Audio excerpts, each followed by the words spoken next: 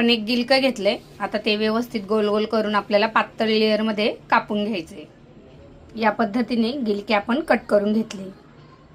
लसूण, लाल मिरच्या आणि जिरी आणि थोडेसे मीठ घालून असं छान वाटण करून घेतले।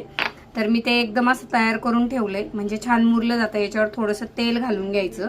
इकडे आपण घेतलंय बेसन पीठ। आता यावर घालायचा आहे ओवा, हिंग, हळद आणि हे वाटण केलेली मिरची।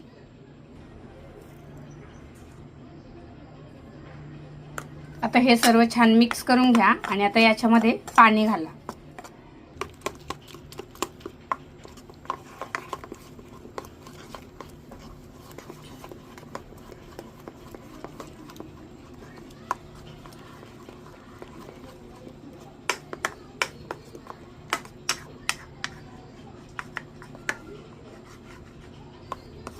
पूर्ण गुठळ्या आपल्या जाईपर्यंत आपल्याला हे व्यवस्थित फेटून घ्यायचे, म्हणजे मिश्रण एकदम व्यवस्थित होतं।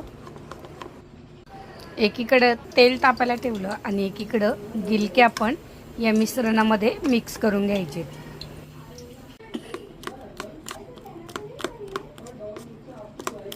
आता ही भजी आपण तळून घेऊया।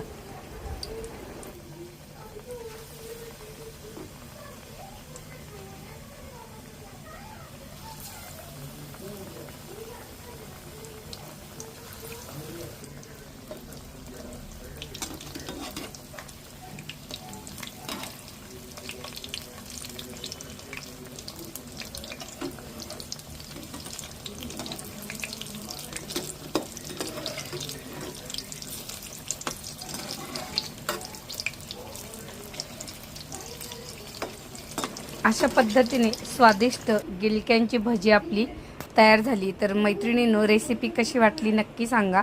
लाईक, शेअर, सबस्क्राईब करा। व्हिडिओ संपूर्ण पाहिल्याबद्दल धन्यवाद।